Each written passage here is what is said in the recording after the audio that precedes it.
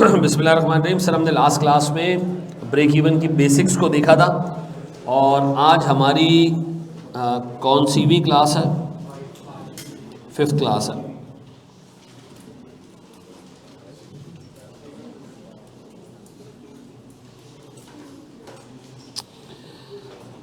अच्छा जी सर, मैंने अब तक जो चीज़ें कवर कराई हैं उनका एक ब्रीफ जो है ना वो इंट्रोडक्शन में दे दूं, दोबारा ब्रीफ वो दे दूं सर। सर, हमने ये पढ़ा था कि हमारे पास सेलिंग प्राइस में से अगर हम वेरिएबल कॉस्ट को कवर कर लें तो हमारे पास जो अमाउंट बचती है वो कंट्रीब्यूशन मार्जिन है। ठीक है जी, यानी एक यूनिट हम बनाते हैं 30 का, बेचते हैं 50 का, 20 रुपये बच जाते हैं हमारे पास। तो ये 20 रुपये इस 50 रुपयों का 40% बनता है। ऐसा अगर आप 20 को 50 से डिवाइड करें तो 40% बनता है। ये हमारा कंट्रीब्यूशन मार्जिन है इन टर्म्स ऑफ परसेंटेज।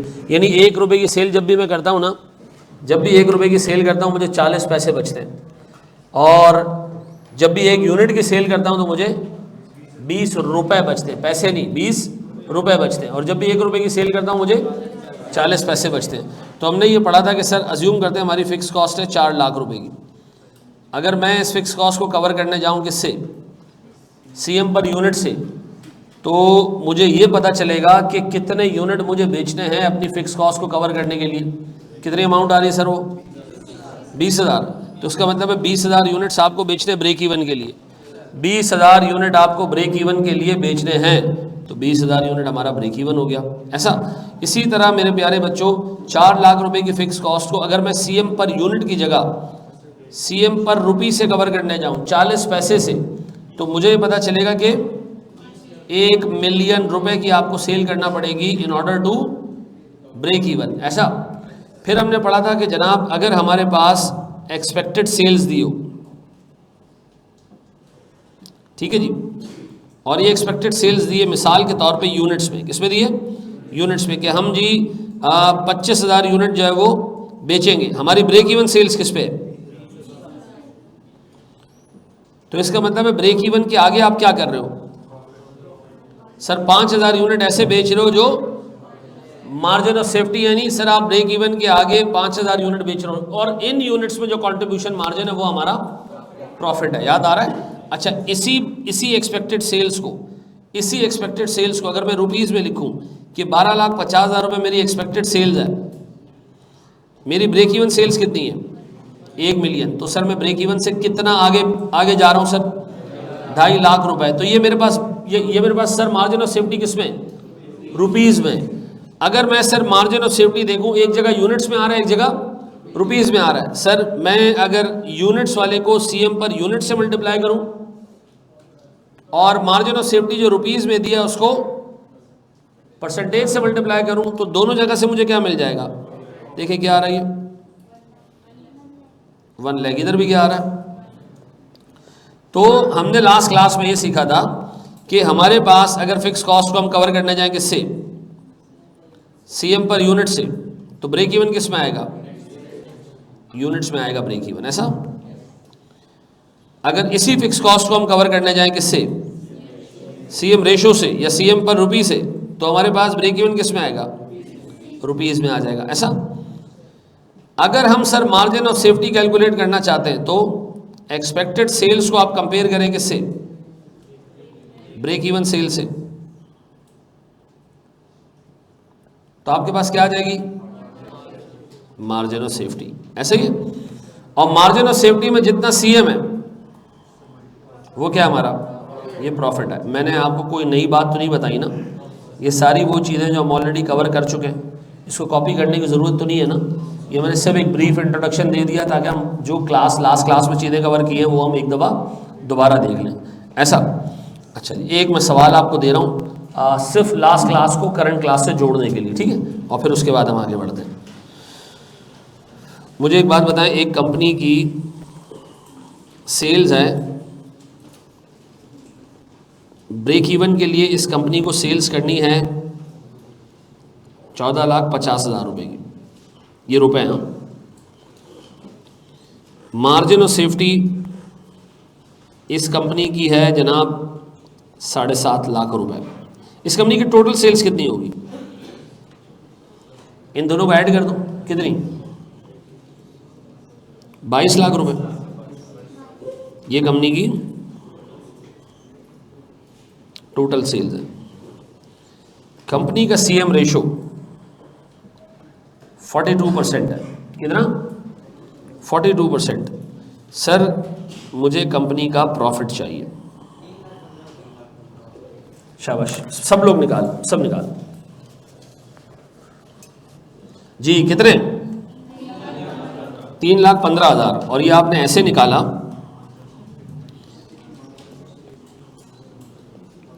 कि आपने अपने आप से कहा कि हमारी जो टोटल सेल्स है वो कितनी है? वो 22 लाख है। ऐसा अगर हमारे पास सीएम 42% है, 1 रुपए की सेल में 42 पैसे आपका मार्जिन है, तो 1 रुपए की सेल्स में बाकी का पोर्शन क्या होगा? वेरिएबल कॉस्ट होगा। बाकी का पोर्शन है कितना? 58%। तो बाकी का पोर्शन हमारी वेरिएबल कॉस्ट होगी सर कितनी? निकालो जरा। 12,70,000। सही कह रहे हैं लड़का? सर ये मैंने कर दिया। क्या बचा सर मेरे पास? कंट्रीब्यूशन मार्जिन जो कि कितना है? 42% ऑफ सेल्स। कितना? 9,24,000। इससे मैंने सिर्फ एक चीज कवर करनी है, वो क्या है? Fix cost. वो दी भी है सवाल में? नहीं। क्या दिया हुआ है सवाल में? प्रॉफिट भी नहीं दिया हुआ। लेकिन हमें इतना पता है कि मार्जिन ऑफ सेफ्टी में जितना कंट्रीब्यूशन मार्जिन होता है वो हमारा प्रॉफिट होता है। मार्जिन ऑफ सेफ्टी कितनी है? 7.5 लाख। इस 7.5 लाख में जो कंट्रीब्यूशन मार्जिन है वो मेरा प्रॉफिट है। कितना होता है देखो जरा, 3,15,000। और इसके अलावा फिक्स कॉस्ट कैसे निकाले? ब्रेक इवन याद आ रहा है? ब्रेक इवन का फंक्शन, ब्रेक इवन का फंक्शन याद आ रहा है? क्या था? Fix cost divided by CM ratio equals to break even. अब बताओ जी मेरा ब्रेक इवन है कितना? 14,50,000। ये कहां लिखा हुआ है सर? ये रहा लिखा हुआ है सर। ऐसा ये ब्रेक इवन है सर मेरा। इस ब्रेक इवन के ये ब्रेक इवन बराबर है किसके? फिक्स कॉस्ट के। वो मुझे नहीं पता। सीएम रेशियो कितना है?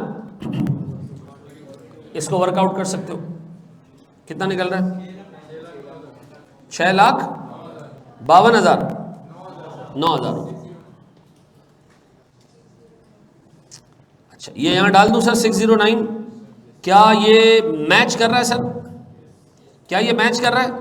Yes sir. अब मेरा एक स्टेटमेंट सुनना, लिखो नहीं 2 मिनट रुक जाओ।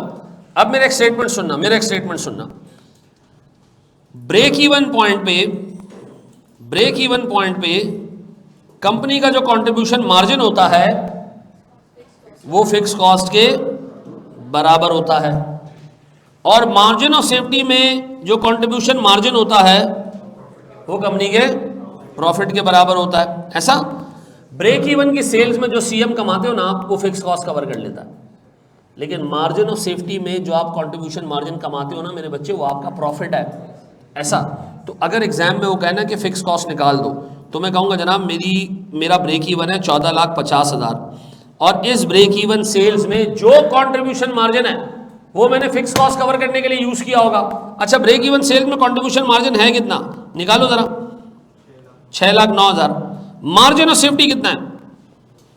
7.5 लाख रुपए है। 7.5 लाख ही है। Yes sir. मुझे बताएं इसमें जो सीएम है ये क्या है? ये प्रॉफिट है। कितना जी?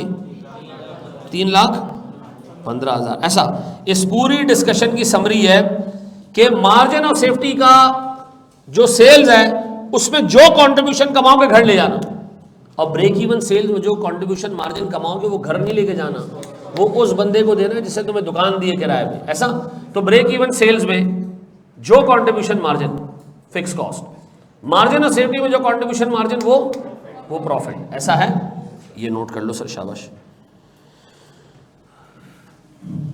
आज बेटा हमने इसी पॉइंट के ऊपर ना सवाल करते जाना है, ठीक है जी?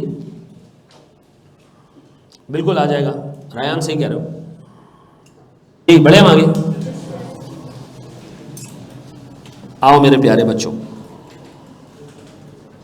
बड़ा बेसिक सा एक सवाल आपको दे रहा हूँ, बहुत ही बेसिक, और अगर ये सवाल नहीं सॉल्व हो रहा तो मुझे रोक देना आगे जाने से पहले, ठीक है जी।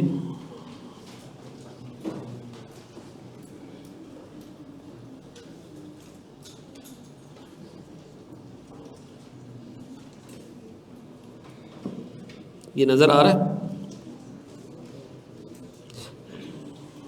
यार ज़रा 1 मिनट रुकोगे तुम लोग?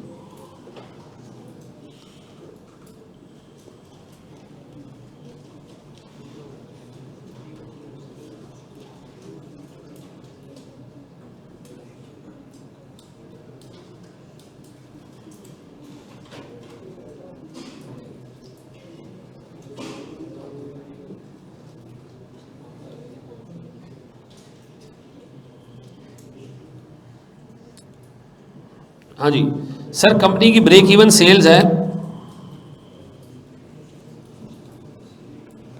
6.5 लाख, कंपनी का मार्जिन और सेफ्टी है, ये दोनों रुपीस में। हाँ,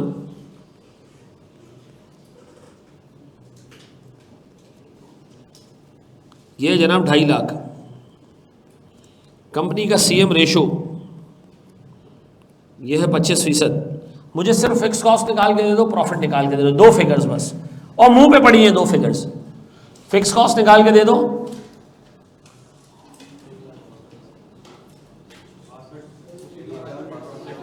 कैसे निकाली फिक्स कॉस्ट? ब्रेक इवन में जितना सीएम है वो फिक्स कॉस्ट के बराबर है। 6.5 लाख मल्टीप्लाई बाय 20%, सॉरी 25%, क्या आ रहा जी? 160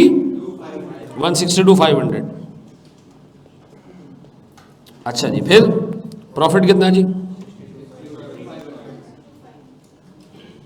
ऐसे आया होगा प्रॉफिट आपका कि आपने उठाया होगा मार्जिन ऑफ सेफ्टी की सेल्स, और उसमें जो कंट्रीब्यूशन मार्जिन है वो बराबर है किसके? प्रॉफिट के। पक्का ऐसे ही है मेरे बच्चों? किसी को कोई इशू, कंफ्यूजन, प्रॉब्लम, पंगा पसूड़ी? नथिंग। अच्छा जी, अब हम बढ़ने जा रहे हैं आज की चीज़ के ऊपर, ठीक है जी? तैयार हो? चलो, कितने लोग घर जाके लेक्चर उठा के देखते हैं, चेक करते हैं कि क्या सर ने कराया था, क्या नहीं कराया था? हैं, चेक कर रहे हो ना? Very good. बाकी लोग क्या करते हैं?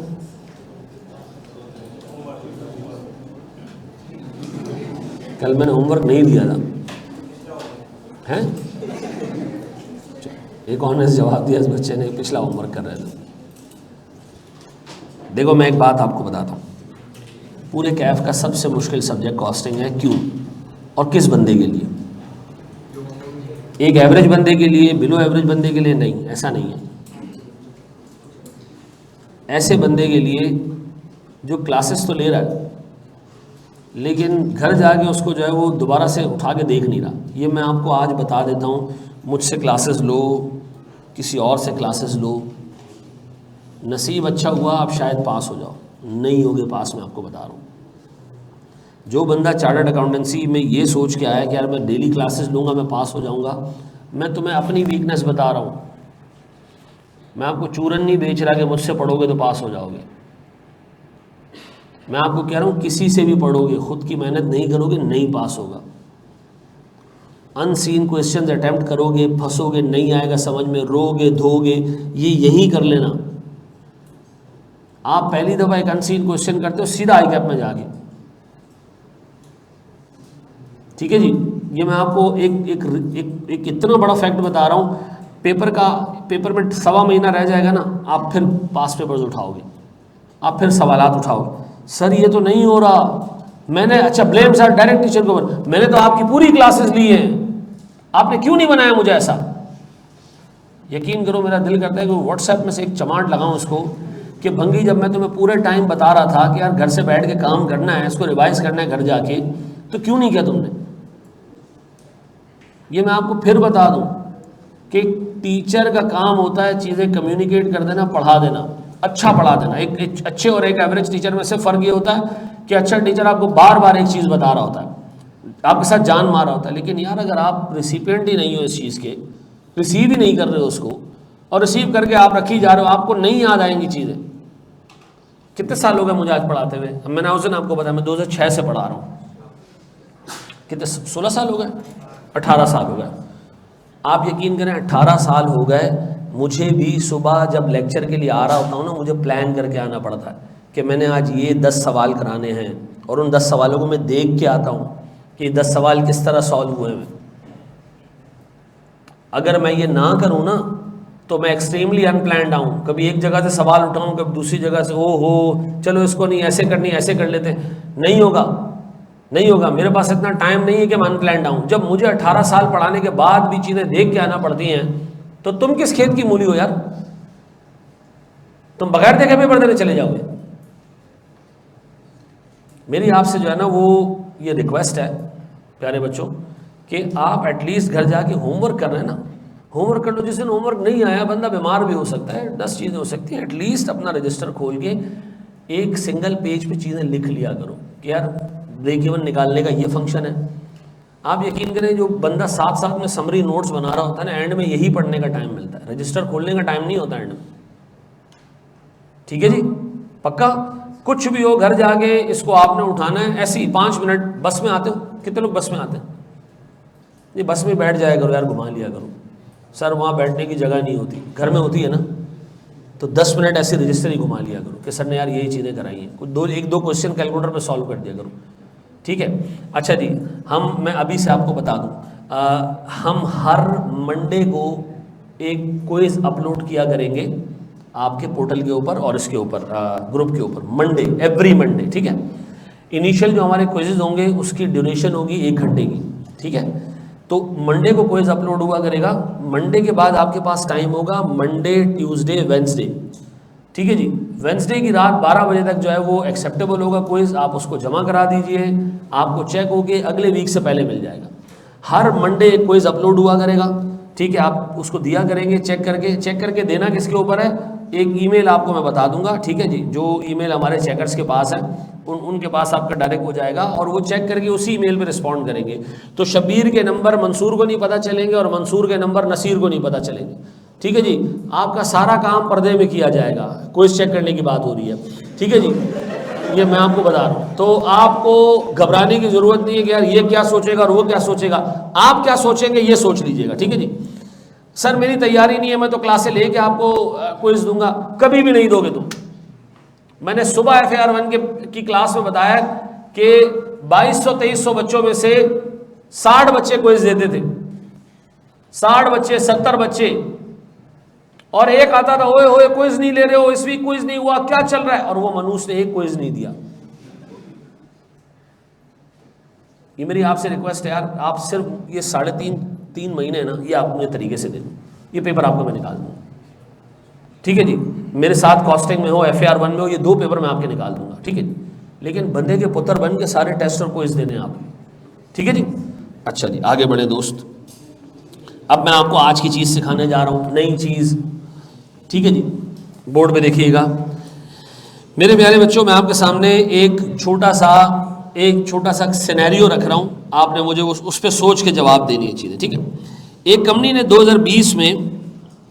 2020 में किया ये कि सेल्स की 5000 यूनिट, और एक यूनिट इस कंपनी ने बेचा 80 रुपये में। कितने रुपए की सेल हुई? 4 लाख रुपए। इस कंपनी की वेरिएबल कॉस्ट थी 5000 यूनिट्स, 60 रुपए की वेरिएबल कॉस्ट, कितने? 3 लाख रुपए। गौर से सुनना, इस कंपनी का CM कितना आया? 1 लाख रुपए। ऐसा, इस कंपनी की फिक्स कॉस्ट थी 70,000 रुपए, और ये कंपनी कितना प्रॉफिट बना रही थी 2020 में? 30,000 रुपए का। ये कंपनी का 2020 का प्रॉफिट है। अब इस कंपनी के चीफ एग्जीक्यूटिव ने सोचा कि मैं सेलिंग प्राइस को, जो कि 80 रुपए है, मैं 5% कम कर देता हूं। क्या करता हूं? 5% कम कर देता हूं। इससे क्या होगा? सेल्स प्राइस कम करने से क्या होता है? सीधी बात है, डिमांड बढ़ जाती है। Very good. तो हमारा अंदाजा है कि 2021 में जब हम सेलिंग प्राइस को 5% नीचे लेकर आएंगे, इंशाल्लाह हमारा वॉल्यूम 40% बढ़ जाएगा। 40% कस्टमर्स बढ़ जाएंगे तो ये जो तुम्हारे पास 5000 यूनिट आ रहे हैं ये क्या होंगे, ये बढ़ जाएंगे। और ये जो 80 रुपये की सेलिंग प्राइस है ये क्या हो जाएगी, ये कम हो जाएगी। अब सुनना सुनना सुनना, लिखिएगा नहीं कोई भी, रुक सुनो। जब हमारी डिमांड बढ़ेगी तो सीधी सी बात है प्रोडक्शन भी ज़्यादा करेंगे, प्रोडक्शन भी ज़्यादा करेंगे, प्रोडक्शन ज़्यादा करेंगे तो हम मटेरियल भी ज़्यादा खरीदेंगे, लेबर भी ज़्यादा खरीदेंगे। हमें ये अंदाज़ा है कि हमें क्वांटिटी डिस्काउंट मिलने की वजह से वेरिएबल कॉस्ट पर यूनिट 10% हमारी गिर जाएगी। आप इसको कहते हैं जी इकोनॉमीज ऑफ स्केल की वजह से हमारी वेरिएबल कॉस्ट 10% गिर जाएगी। लेकिन सीधी सी बात है कि चूंकि हम ज़्यादा यूनिट बनाएंगे तो हमें ज़्यादा मशीनरी लगानी पड़ेगी, तो हमारी मशीनरी की डेप्रिसिएशन क्या हो जाएगी, बढ़ जाएगी, और हमारी फिक्स कॉस्ट 15,000 रुपये इंक्रीज हो जाएगी। अब देखिए एक आपने चीज़ चेंज की है, क्या चेंज किया आपने, इससे क्या हुआ, डिमांड बढ़ी, डिमांड बढ़ने से क्या हुआ, इकोनॉमीज ऑफ स्केल की वजह से वेरिएबल कॉस्ट पर यूनिट नीचे आया, डिमांड बढ़ जाने की वजह से प्रोडक्शन बढ़ी, प्रोडक्शन बढ़ने की वजह से सर डेप्रिसिएशन बढ़ गया, फिक्स कॉस्ट चेंज हो गई। आपसे एग्जामिनर कह रहा है, गौर से सुनना, कि बताएं अगले साल की सेल्स कितनी होगी। मैं आपको बताता हूँ, लिखेगा नहीं कोई भी, मुझे बताओ अगले साल क्या होगा। सर अगले साल की सेल जैसे आएगी कि 5000 यूनिट जो है ना, ये 5000 यूनिट ये अगले साल कितने परसेंट बढ़ जाएंगे, 40%, कितने हो जाएंगे, 7000 यूनिट। ये सेलिंग प्राइस जो कि कितनी है इस वक्त, कितनी है जनाब, 80 रुपये, ये गिर जाएगी कितने से, कितना हो जाएगा ये, 70। तो मेरी अगले साल की सेल्स कितनी होगी, मेरी अगले साल की सेल्स होगी 7000 इंटू 76, कितने, 5,32,000, 532,000, ऐसा। अच्छा बोर्ड पे देखना, मेरी वेरिएबल कॉस्ट, वेरिएबल कॉस्ट का क्या होगा, सर मेरी वेरिएबल कॉस्ट भी बढ़ेगी, कैसे, सर सीधी सी बात है मेरे पास वेरिएबल कॉस्ट के लिए नंबर ऑफ यूनिट्स कितने होंगे, 7,000 ही होंगे, ऐसा। भाई सीधी बात है, सेल बढ़ेगी तो यूनिट्स प्रोड्यूस करोगे ना, सेल बेचोगे तो यूनिट प्रोड्यूस भी तो करना है ना मनुष्यों, उसकी वेरिएबल कॉस्ट। अच्छा एक यूनिट कितने का जी वेरिएबल कॉस्ट का, एक कितने का आ रहा था जी, 60 रुपए का। हाँ ये 60 रुपए अलबत्ता पर यूनिट कम हो जाएंगे, कितने हो जाएंगे, 50। अब बताएं क्या आएगा ये, 370। अच्छा 378 के बाद हमारा कंट्रीब्यूशन मार्जिन कितना हो जाएगा, बोलो 150। अब इस 154 में से मैंने क्या हटाना है, फिक्स कॉस्ट पहले कितनी थी, अब 15,000 बढ़ के कितनी हो जाएगी, 85। बताओ कितना प्रॉफिट होगा आपको। अब मुझे एक बात बताएं, क्या हमारा प्रॉफिट बढ़ा, क्या हमारा प्रॉफिट 30,000 से बढ़ के 69,000 हो गया, क्या ये स्ट्रैटेजी कंपनी के फेवर में है, क्या ये स्ट्रैटेजी कंपनी के प्रॉफिट को बढ़ा रही है, हाँ सर बढ़ा रही है, बिल्कुल बढ़ा रही है। बोर्ड में देखिएगा, बोर्ड में देखिएगा। मुझे बताएं अगर एग्जाम में आपको इस तरह की एक सिनेरियो दिया जाए कि यार ये एक चीज़ कम कर रहे हैं, इसका इम्पैक्ट ये आएगा ये आएगा ये आएगा, ये डाल के आप बता दोगे कि कंपनी का प्रॉफिट बढ़ रहा है कम हो रहा है, ऐसा है सर, ये पहले कॉपी करें फिर इसी एग्जाम्पल में हम चीज़ें चेंज करते जाएंगे, ठीक है जी, शाबाश।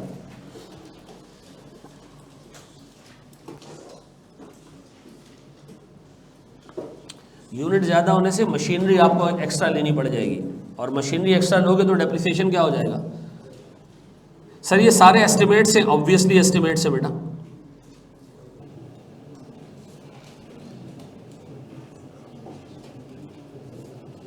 हाँ जी सर आपने कहा था कि वेरिएबल कॉस्ट पर यूनिट कभी भी तब्दील नहीं होगी अनलेस के एग्जामिनर कहे, ठीक है जी, अनलेस के एग्जामिनर कहे पर यूनिट बेसिस पे। एक अंडा 10 रुपए का है, एग्जामिनर कह रहा है दर्जन खरीदोगे 9 का पड़ जाएगा, तो अब आप एग्जामिनर की बात माने यार। फिर एक बच्चा, बेटा फिक्स आम तौर पे यूनिट्स के साथ चेंज नहीं होती। एआरटीटी में कोई कितने भी नए स्टूडेंट आ जाए हमारे किराया, लेकिन एक पॉइंट पे एआरटीटी फटने लग जाए तो फिर दूसरी जगह लेंगे ना हम किराए पे, तो रेंट बढ़ेगा। हाँ जी भाई बच्चा कह रहा है वो भी नहीं बढ़ना चाहिए क्योंकि आपने बोला है। आगे बढ़े। अच्छा मेरे प्यारे बच्चों बोर्ड पे देखिएगा, बोर्ड पे देखना। कर लिया, कॉपी करने के बाद मुझे पूरा अटेंशन तुम्हारा यहाँ चाहिए। अब बोर्ड पे देखना दोस्त, मुझे बताओ आपकी सेल्स कितनी थी पहले? 5000 इंटू 80 कितनी थी? 4 लाख। वेरिएबल कॉस्ट कितनी थी? 5000 into 60 that is 3 lakh. Examiner ने क्या कहा?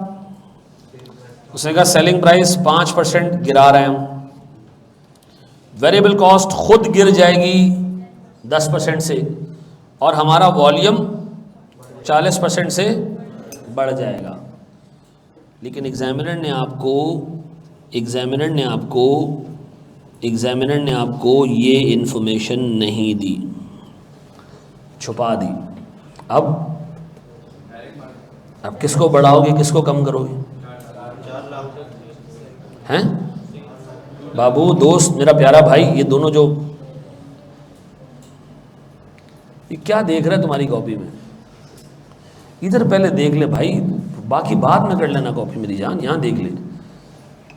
इस तरह तो मिस कर दोगे ना चीज़। हाँ जी, क्या करें सर हम? नहीं ना क्वांटिटी आपके पास। एग्जामिनर ने तो आपको बताया ही नहीं कि यूनिट कितने हैं, सेलिंग प्राइस कितनी है, वेरिएबल कॉस्ट पर यूनिट कितनी है, सिर्फ ये बता दिया 4 लाख की सेल्स लास्ट ईयर थी, अगले साल जो है वो आपकी सेलिंग प्राइस 5% कम हो जाएगी, वेरिएबल कॉस्ट 10% कम हो जाएगी, वॉल्यूम 40% बढ़ जाएगा। हमने कहा मनुष्य बता तो सही कि सेलिंग प्राइस थी क्या? एग्जामिनर कह रहे नहीं बताऊंगा। अब सुनो, मुझे एक बात बताओ, इस 4 लाख में गौर से सुनना, इस 4 लाख में सेल्स प्राइस भी शामिल है और वॉल्यूम भी शामिल है, दोनों इस 4 लाख में शामिल है। सेल्स प्राइस को बढ़ाना है या कम करना है? कम करने का मतलब है 95% कम कर दूं, 95% कर दूं। 5% कम करने का मतलब है 95% कर दो उसको, और वॉल्यूम वो 40% बढ़ाना है। तो 40% बढ़ाने का मतलब क्या है? 140% कर दूं। अब बताओ क्या आ रही है? 5,32,000। अच्छा, वेरिएबल कॉस्ट का क्या करें? वेरिएबल कॉस्ट कितनी गिर रही है? 10%, तो इसको 90 कर दूं। अच्छा, सीधी सी बात है, ये वेरिएबल है तो वॉल्यूम बढ़ने से तो इसने बढ़ना है, तो आपने इसको भी क्या करना है? अब बताओ क्या आ रही है? क्या ये वही 2 अमाउंट्स हैं जो आपने अभी ऊपर कैलकुलेट की थी? ऐसा है। और अब याद रखिएगा, एग्जाम में वो पर यूनिट डाटा आपको नहीं देगा, वॉल्यूम नहीं बताएगा, तो आपने इस तरह काम करना है। ठीक है जी, करो ये, फिर हम आगे देखते हैं। मेरी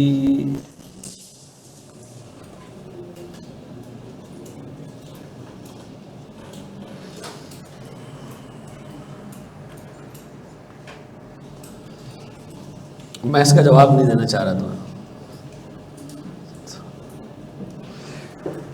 चलो जी, फिक्स कॉस्ट बढ़ जाती है जी। बच्चा कह रहा है मेरी एक शादी हुई है तो मेरी फिक्स कॉस्ट है, तो 2 होगी तो बढ़ जाएगी या नहीं बढ़ेगी? बढ़ जाएगी बेटा, दूसरे घर रखना पड़ेगा उसको।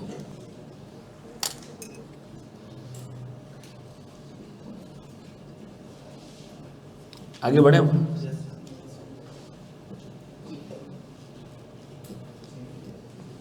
देखते हैं बेटा,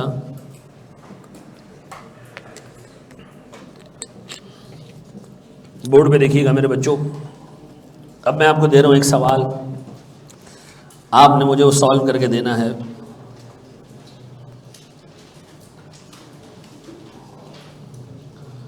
सवाल है, कंपनी की सेल्स है 6 लाख रुपए, कंपनी का वेरिएबल कॉस्ट है 4,20,000, कंपनी का सीएम है कितना? 180, कंपनी की फिक्स कॉस्ट है से 70,000 रुपये, 75। क्या आ रहा है सर मेरे पास? Profit is 1,05,000। अब कहानी सुनना। एग्जामिनर कह रहे हैं जी सेलिंग प्राइस को कम करते हैं 5% से, ठीक है जी, इससे वॉल्यूम बढ़ जाएगा 30% से। हमने कहा अच्छा, फिर उसने कहा इस वॉल्यूम को बढ़ाने के लिए आपको एक नई मशीन खरीदनी पड़ेगी। मशीन आएगी जनाब 2 लाख रुपए की, कितने की? 2 लाख की आएगी। मशीन की लाइफ होगी 10 साल। मशीन की लाइफ कितनी होगी? तो बताओ हमारी फिक्स कॉस्ट किससे बढ़ेगी, 2 लाख से या 2.5 लाख से? 20,000 से। क्यों सर? डेप्रिसिएशन से कॉस्ट बढ़ेगी। मशीन खरीदना एक्सपेंस नहीं है, मशीन खरीदना एक एसेट है, उसका डेप्रिसिएशन एक्सपेंस है। तो डेप्रिसिएशन कितना आएगा साल का? 20,000 रुपये। 2 लाख की मशीन 10 साल चलेगी तो हर साल 20-20 हज़ार रुपये कटेंगे, ऐसा। फिर एग्जामिनर कह रहे जी वेरिएबल कॉस्ट पर यूनिट ये 8% गिर जाएगी, ठीक है। बताएं कंपनी का रिवाइज प्रॉफिट क्या होगा, या कंपनी का अगले साल का प्रॉफिट क्या होगा? बिल्कुल सही।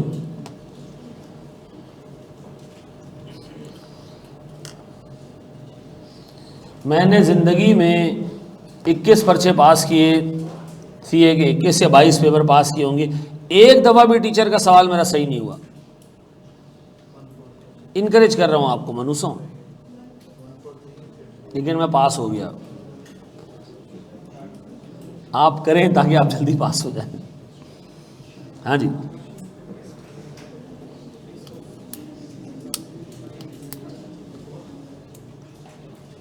नहीं, जिसके हो जाते हैं अच्छी बात है, जिसके नहीं हो रहे वो भी कोई मसले में नहीं है।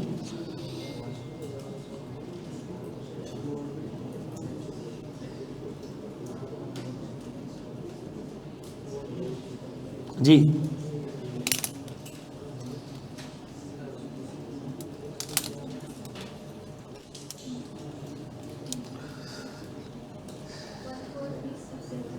बिल्कुल ठीक है बेटा,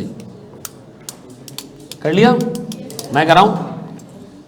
अच्छा चलो, मुझे बताओ अगले साल की सेल्स कितनी होगी? सर इस साल की अगर 6 लाख है तो अगले साल की सेल्स 5% प्राइस गिरेगी, 30% वॉल्यूम बढ़ेगा, तो कितना बेटा? 741। अच्छा फिर वेरिएबल कॉस्ट ये कितनी है जी? 4,20,000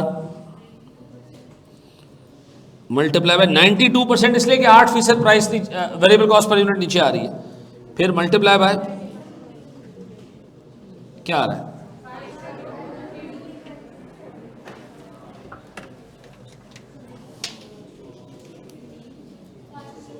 कितना मेरे बच्चों? 5,560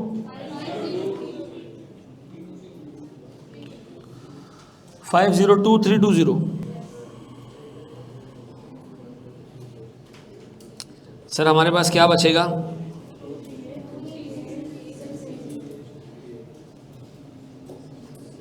मेरे पास फिक्स कॉस्ट कितनी है सर? पुरानी वाली 75 और 20,000 से ये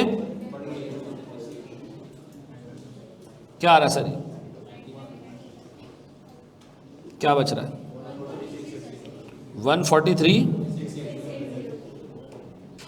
ऐसा तैयार हो मेरे बच्चों? एक स्टेप और आगे बढ़े। अच्छा जी बेटा आराम आराम से हमजा, आराम आराम से मेरा प्यारा भाई, ओले ओले। अब मैं आपको दे रहा हूं थोड़ा सा मुश्किल सवाल, तैयार हो? इस मुश्किल सवाल समझाने से पहले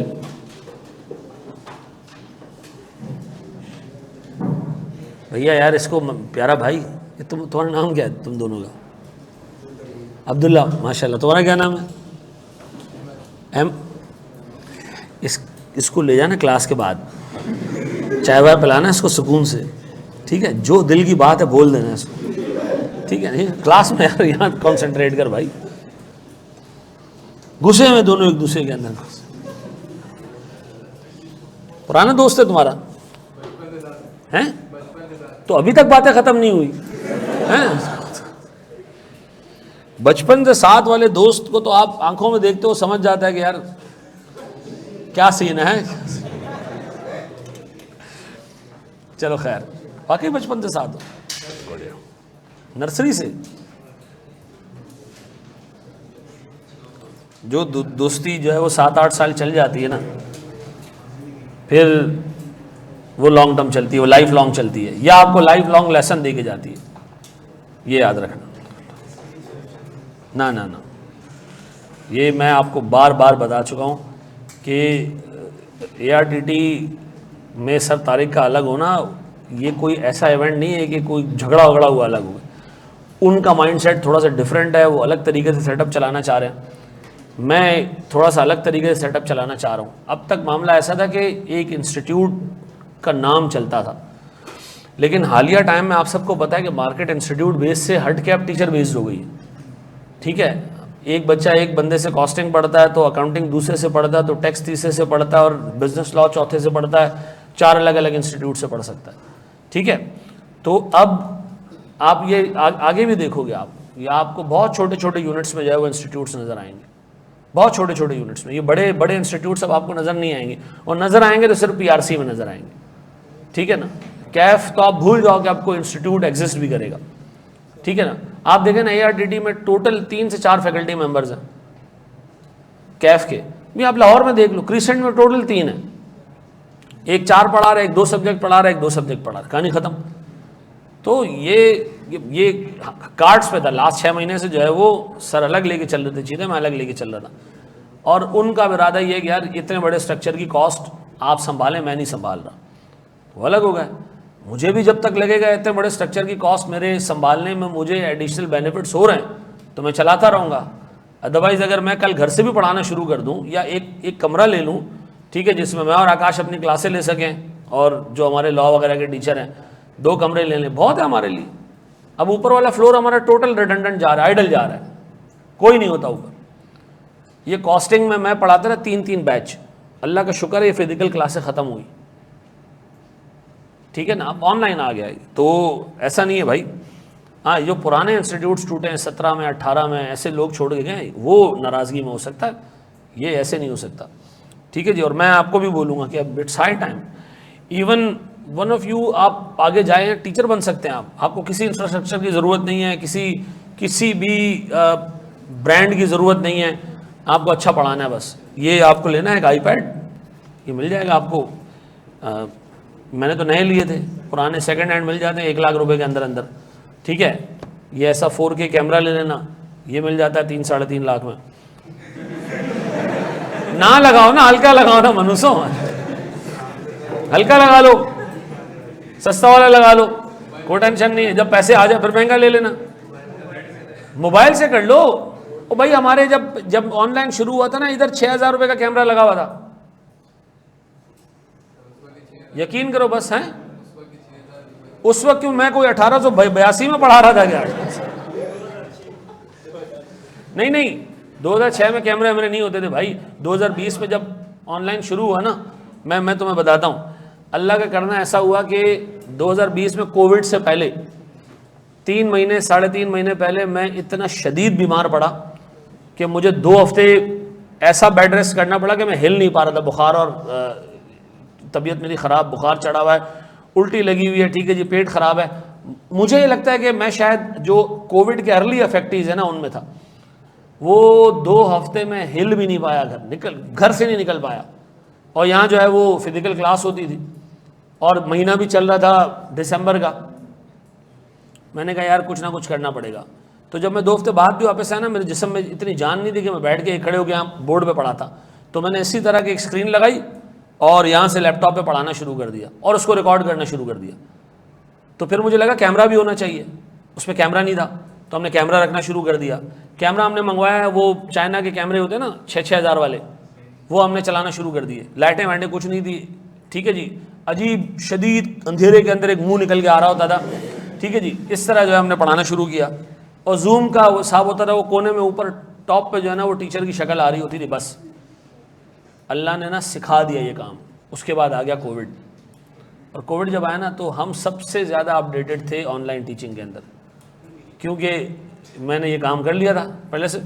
फिर हमने माशाल्लाह पढ़ाना शुरू किया, और फिर रेस्ट इज़ हिस्ट्री। हमारे इस क्लास में 250 बच्चे आ जाते थे, हम इधर भगड़े डाल रहे होते थे। अभी मैंने पहली क्लास जब ली ना, तो पहली क्लास में कॉस्टिंग में 560 बच्चे रजिस्टर्ड हो चुके थे, और अभी माशाल्लाह और आ रहे हैं। तो आपको मैं बोल रहा हूँ, आप अच्छा पढ़ाओ, खाली 6,000 रुपये का कैमरा ले लो, 15,000 रुपये का 15,000 रुपये का आईपैड ले लो, ठीक है जी, शक्ल जैसी भी हो आप चल जाओगे। मैं चल गया तो आप सोच लो फिर, ठीक है ना, मैटर ही नहीं करता ये है। अच्छा जी, आगे आ जाए। मुझे बताएं, मैं आपसे एक सवाल पूछ रहा हूँ सर, ये मैं हूँ सर, ये एक नई मशीन में लेना चाह रहा हूँ, ये न्यू मशीन है, गौर से सुनना, मैं ये नई मशीन खरीदना चाह रहा हूँ, मशीन है 2 लाख रुपए की। इस मशीन की लाइफ कितनी है जी? इस मशीन की लाइफ है 10 ईयर्स। ये मुझे बता सालाना कितना डेप्रिसिएशन देगी? अच्छा अब सुनना जरा दोस्त, पैसा नहीं है मेरे पास खरीदने के लिए, क्या करूं? वेरी गुड सर, हम जाते हैं बैंक के पास। बैंक के पास में क्या, मैंने कहा बैंक मुझे लोन चाहिए। बैंक ने कहा जी कितने का लोन चाहिए? हमने कहा जी 2 लाख का। बैंक ने कहा जी मैं सालाना 8% सूद चार्ज करूंगा। कितना? अब बताओ, अगर मैं ये एसेट खरीदता हूं, मेरा टोटल एक्सपेंस कितना बढ़ेगा? एक एक्सपेंस आएगा किस चीज का? डेप्रिसिएशन का। कितना? 2 लाख डिवाइडेड बाय 10, कितना जी? 20,000। और इंटरेस्ट कितना? 2 लाख मल्टीप्लाई बाय 8%, कितना? 16,000। क्या आ रही है? तो हमारा एक्सपेंस बढ़ेगा 36,000। ये फिक्स्ड एक्सपेंस है या वेरिएबल एक्सपेंस है? फिक्स्ड है भाई, आप चाहे यूनिट बनाओ ना बनाओ, मशीन खरीद लोगे तो खर्चे तो आएंगे ही आएंगे, ऐसा है। ये बात समझ आती है? मशीन खरीदने से सिर्फ डेप्रिसिएशन नहीं बढ़ता, मशीन खरीदने से अगर आपने वो लोन के पैसों पे लिया तो इंटरेस्ट भी बढ़ेगा, ऐसा है। ये कॉपी करें सर, शाबाश।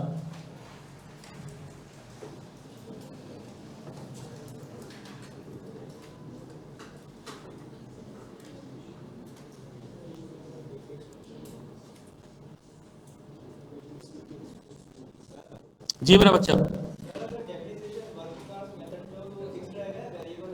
नहीं फिर वेरिएबल हो जाएगा बेटा, फिर वेरिएबल हो जाएगा, क्योंकि फिर आपके पास मामला आ जाएगा कि जितने यूनिट्स प्रोड्यूस कर रहे हो डेप्रिसिएशन उसके हिसाब से आएगा। मैंने कल एक एग्जांपल भी दी थी फोटोकॉपी मशीन की, कि आप कभी भी लेना तो उस पर आपको काउंटर देता है कि जी इतने कॉपीज आपने निकालनी है, उसके बाद ये मशीन फारिग हो जाएगी। तो हम उसका डेप्रिसिएशन कैलकुलेट ही किस बेसिस पे करते हैं? कॉपीज की बेसिस पे। अच्छा, ये जो प्रोजेक्टर लगा है ना, ये भी हमें ऐसे ही मिला था। उसने कहा जी ये 2000 घंटे चलेगा, इसकी लाइफ सालों में दिनों में नहीं है, किसमें? 2000 घंटों में। तो आप 2000 घंटे चलाएं, उसके बाद फारिग हो जाएगा। 8 घंटे रोज का चलता ही है, तो कितने हो गए? 2 lakh divided by 8, 2000 sorry 2 lakh, हाँ 2000 250 दिन, तो साल में फारिग हो जाता है। लेकिन 8 घंटे कभी चला, कभी छुट्टी हो गई, हफ्ता आया, इतवार आया। अभी ये किसने बोला तुम्हें? अच्छा मैं बता चुका हूँ। अच्छा चलो बता चुका। चलो जी आगे बढ़ो दोस्त, दो एक सवाल। अच्छा अब मैंने आपके लिए सारा ग्राउंड तैयार कर लिया, अब मैं दे रहा हूँ आपको बड़ा सवाल, ठीक है? मशीन ज़्यादा यूनिट प्रोड्यूस करेगी तो डेप्रिसिएशन इंक्रीज हो जाएगा? सॉरी, नहीं होगा इंक्रीज। डेप्रिसिएशन जो है वो आप कैलकुलेट करते हो यूजफुल लाइफ के ऊपर, अज्यूमिंग कि वो स्ट्रेट लाइन बेसिस पे चलेगा या डिमिनिशिंग बैलेंस पे भी चलेगा, तो हम वहाँ नंबर ऑफ यूनिट्स की प्रोडक्शन नहीं देखते। अगर डेप्रिसिएशन नंबर ऑफ यूनिट्स पर है, आपने रखा ही ऐसे उसके जी नंबर ऑफ यूनिट्स प्रोड्यूस होंगे तो मैं डेप्रिशिएट करूंगा, फिर डेप्रिसिएशन एक वेरिएबल कॉस्ट है, ठीक है जी। मैंने भी आपको फोटोकॉपी मशीन की एग्जांपल दी और मैंने आपको आर्स की भी एग्जांपल दी कि हमारे पास ये प्रोजेक्टर इस तरह चलता है, ठीक है? बढ़े आगे मेरे बच्चों, आओ मेरे प्यारे बच्चे, बोर्ड पे देखना। एक बात बताओ, हमारे पास ब्रेक इवन सेल्स, बोर्ड पे देखना, 2020 में ब्रेक इवन सेल्स थी 5 लाख रुपए, मार्जिन ऑफ सेफ्टी था 2.5 लाख रुपए, या इसको 260 कर दो, ऐसा। ये 2020 की कारस्तानियां हैं और सीएम रेशो था हमारा 40%, ऐसा। इससे प्रॉफिट भी निकाल लोगे, फिक्स कॉस्ट भी निकाल लोगे, पीएनएल बना लोगे। 2021 के लिए हमारे प्लान्स क्या हैं?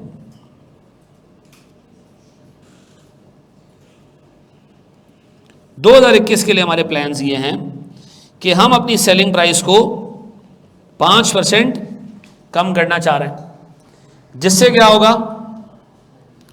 हमारा वॉल्यूम 36% इंक्रीज हो जाएगा, और क्या होगा, variable cost per unit 10% dip कर जाएगी, और हम खरीदेंगे एक मशीन आएगी 1.5 लाख रुपए की। इस पे हमें सूद पे करना पड़ेगा 12%, और इस मशीन की लाइफ होगी 10 साल। मुझे बताओ रिवाइज प्रॉफिट कंपनी का कितना होगा? क्या चीज़ कंपनी का, या रिवाइज प्रॉफिट की जगह अप्रोप्रिएट वर्ड होगा प्रॉफिट फॉर 2021 कितना होगा? शाबाश बेटा। पुराने प्रॉफिट कितना था?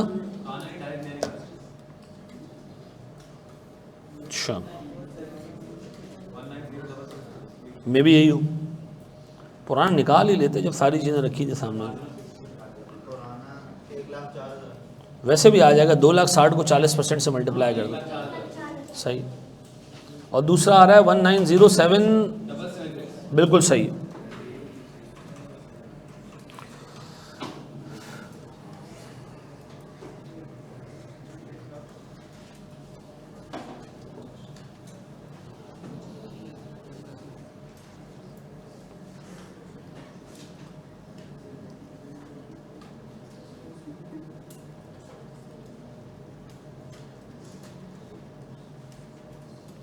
मैं कह रहा हूं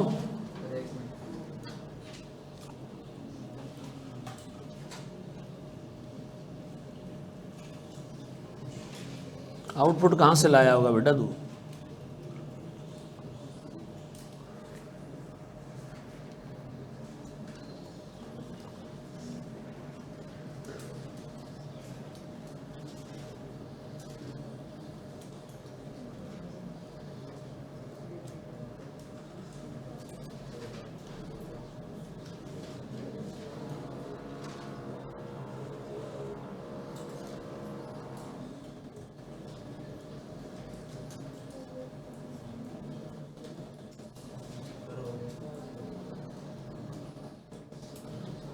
जी मैं कह रहा हूं बोर्ड पे देखिएगा दोस्त, सारी चीजें छोड़ दें, यहां देख लें।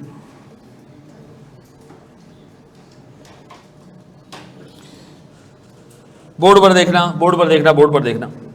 मुझे बताएं सर, मेरे पास 2020 की सेल्स कितनी है? टोटल सेल्स इन दोनों को मिला दूं कितना जी? 7। किसी को इसमें कोई कंफ्यूजन मसला नहीं?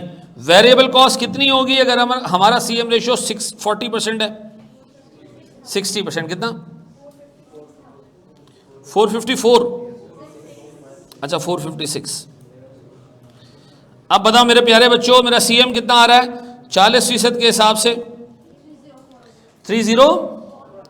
अच्छा मेरे प्यारे बच्चों, साथ ही साथ मुझे बताओ मेरी फिक्स कॉस्ट कितनी है? मैं बताऊं, ब्रेक इवन में जितना सीएम होता है वो फिक्स कॉस्ट के बराबर होता है। ब्रेक इवन है कितना?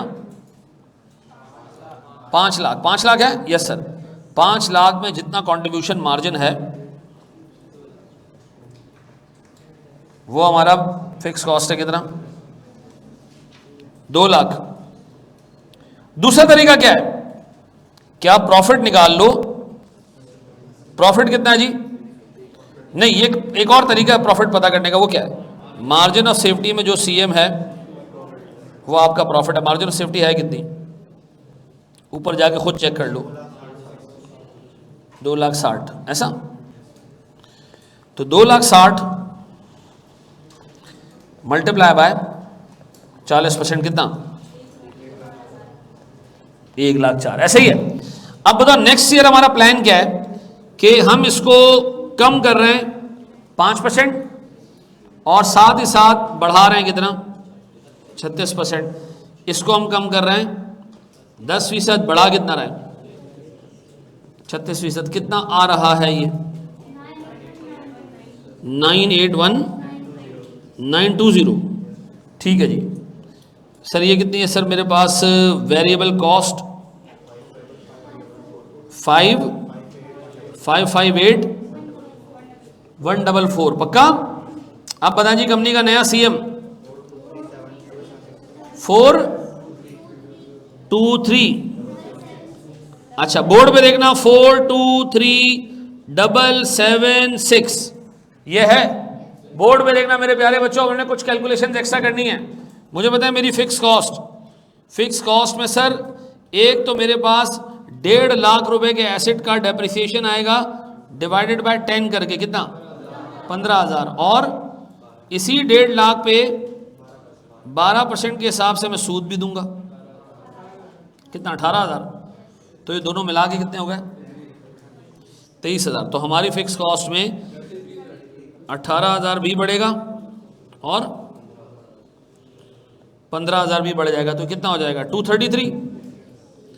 मेरे प्यारे बच्चों बोर्ड पे देखना प्लीज, एक छोटी सी कैलकुलेशन और करानी है मैंने। क्या आ रहा है? 190,776। सारी चीजें छोड़ के जरा सा बोर्ड पे देखो, एक छोटी सी कैलकुलेशन मैंने करानी है इंपॉर्टेंट, बोर्ड पे देखना।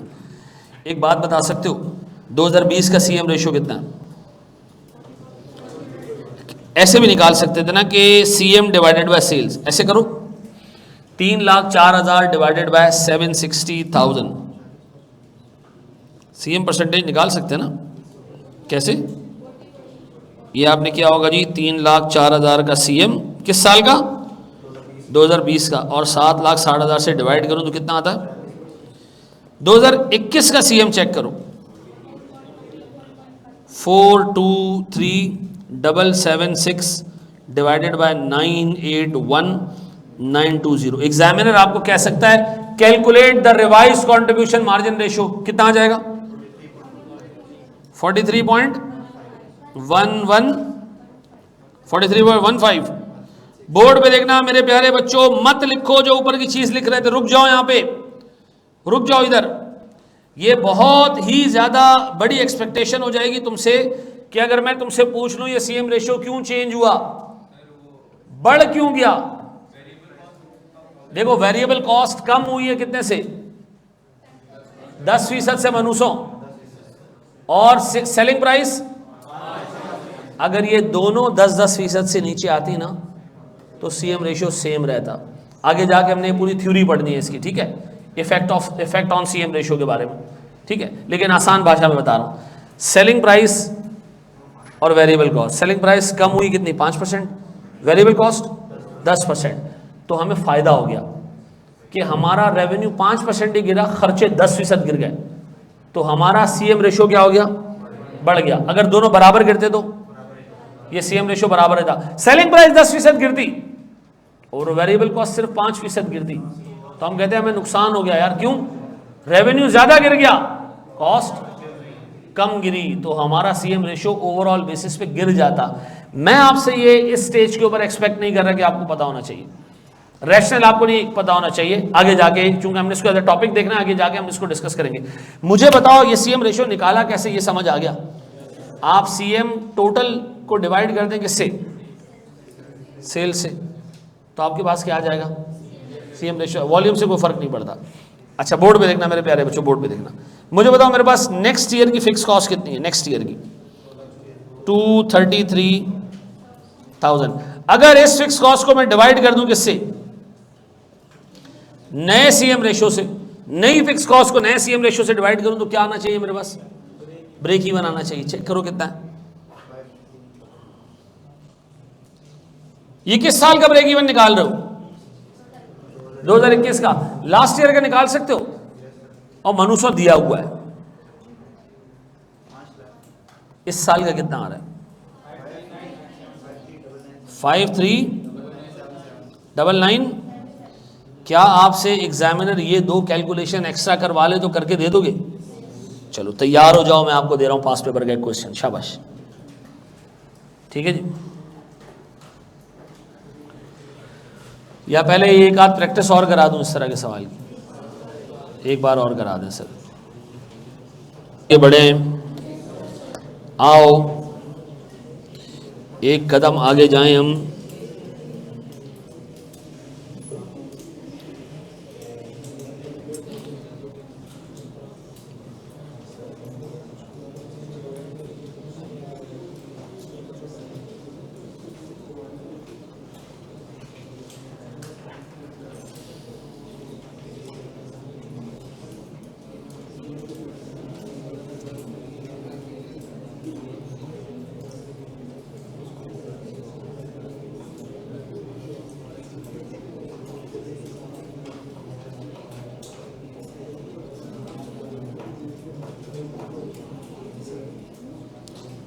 इस सवाल में मैं आपकी कोई हेल्प नहीं कर रहा, ठीक है जी। और मैं देखना चाहता हूं कि इंडिपेंडेंटली तुम लोग कितना सवाल सॉल्व कर सकते हो। आपका टारगेट आधा सवाल सही हो जाना चाहिए। शुरू हो जाओ, मैं रीड भी नहीं कर रहा, पहले कर लो तुम लोग जी। 148 पॉइंट, चलो मैं करा दूं उसको।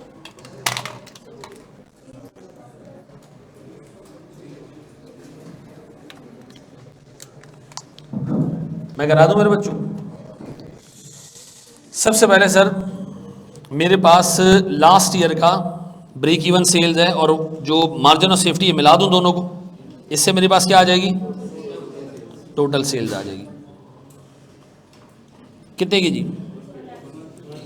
150। Very good sir. अब बताएं जी हमारे पास वेरिएबल कॉस्ट कितनी होगी अगर हमारा सीएम रेशियो जो है वो 20% है, तो कितना जी, क्या बचा?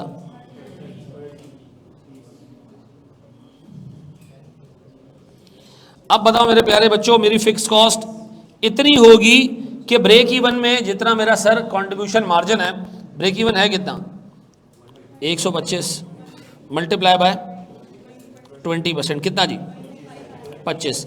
तो हमारा लास्ट ईयर का प्रॉफिट कितना था?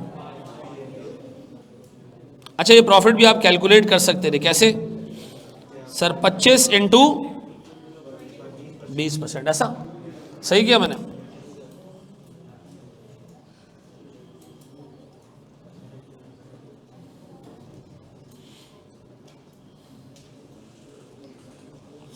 अच्छा जी, अब मेरे प्यारे बच्चों मुझे एक बात बताओ, मेरे पास नेक्स्ट ईयर की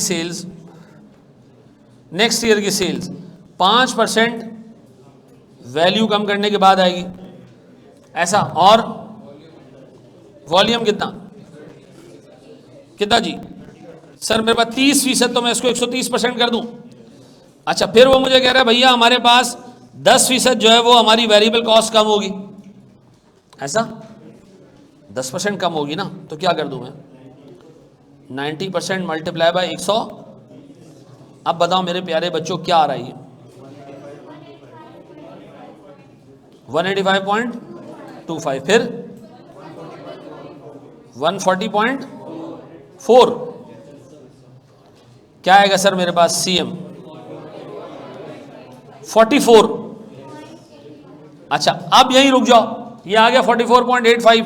अब मुझे फिक्स कॉस्ट के बारे में वो कह रहा है कि increase in sales would require additional investment of 40 million. ये तो एसेट है, ठीक है जी। In distribution vehicle and working capital, इसका क्या मतलब? हमें नई गाड़ियां लेनी होंगी, कुछ रॉ मटेरियल लेना होगा, कुछ चीज़ें लेनी होंगी, तो 40 मिलियन का जो है वो हमारे पास एसेट्स आएंगे। फिर उसने कहा इस एसेट पे, इस 40 मिलियन पे आपको 15% का इंटरेस्ट देना पड़ेगा। कितना होता है जी 15% का इंटरेस्ट? 40 मल्टीप्लाई बाय 15%, कितना, 6। और उसने कहा जी आपको डेप्रिसिएशन 5 मिलियन रुपए आपके बढ़ जाएंगे, तो 11 मिलियन से हमारी फिक्स कॉस्ट बढ़ रही है। तो सर क्या मैं कह सकता हूं 25 प्लस 11 कितना, क्या आ रहा है सर? 8.85 ये आ गया मेरा प्रॉफिट, ऐसा। अब मेरे बच्चों को कह रहा है कि यार ये तो आपने निकाल लिया जी प्रॉफिट करंट स्टेटमेंट और प्रोपोज सिनेरियो में, यानी ये आपका करंट और ये प्रोपोज। उसने कहा हमें ये नहीं चाहिए खाली, ये तो 7 नंबर मिल गया आपको। उसने कहा अगले साल का ब्रेक इवन भी निकाल के दो। हमने कहा बड़ा आसान है जी, अगले साल का सीएम रेशो निकालना है, 44.85 डिवाइडेड बाय 185.25, कितना, 4.24.21, ऐसा। ये आ गया मेरा नया सीएम रेशो, ये निकाल दिया था सबने। अब बताओ हमारी फिक्स कॉस्ट कितनी है, 36 डिवाइडेड बाय क्या आ रहा है, 148 पॉइंट, ये क्या है 148.64, सॉरी 148.64, क्या है ये? ब्रेक इवन है। कंपनी की टोटल सेल्स कितनी है नेक्स्ट ईयर की? बताएं सर मेरे पास कितने रुपए का एडिशनल अमाउंट है ब्रेक इवन के बियॉन्ड? 36 पॉइंट। मुझे एक बात बताओ, ये सवाल तुम लोगों से हैंडल हो गया था? आधा कर लिया था, आधा हो गया था। कितने लोगों ने पूरा कर दिया और कितने लोगों ने आधा या उससे ज्यादा कर लिया था? बस बहुत है बेटा, ये हमारे लिए बहुत है। ठीक है जी, इसको कॉपी करें। थैंक यू वेरी मच जी मेरा बच्चा। देखो वर्किंग कैपिटल वाली लाइन का मतलब है 40 मिलियन हमें चाहिए होंगे फिक्स्ड एसेट्स खरीदने के लिए और कुछ करंट एसेट्स खरीदने के लिए। ये हमारा एक्सपेंस नहीं है, एसेट हमारा ही। और उससे आपको डेप्रिसिएशन कैलकुलेट करने के लिए नहीं दी, खुद ही बता दिया आपको। अदरवाइज हमें फिर ब्रेकअप चाहिए होता है कि इस 40 में से कितने करंट एसेट्स हैं और कितने फिक्स्ड एसेट्स हैं, ताकि हम डेप्रिसिएशन निकाल सकें। यहाँ उससे खुद आपको दे दिया। सिर्फ आपने 40 मिलियन में क्या निकालना है? इंटरेस्ट निकालना है बस। नहीं, हाइलो मेथड लगाने की क्या जरूरत है इसके अंदर? हाइलो मेथड तो वो होता है जब वेरिएबल और फिक्स अलग अलग करने हो। हमने पढ़ा ही नहीं अभी तक वो।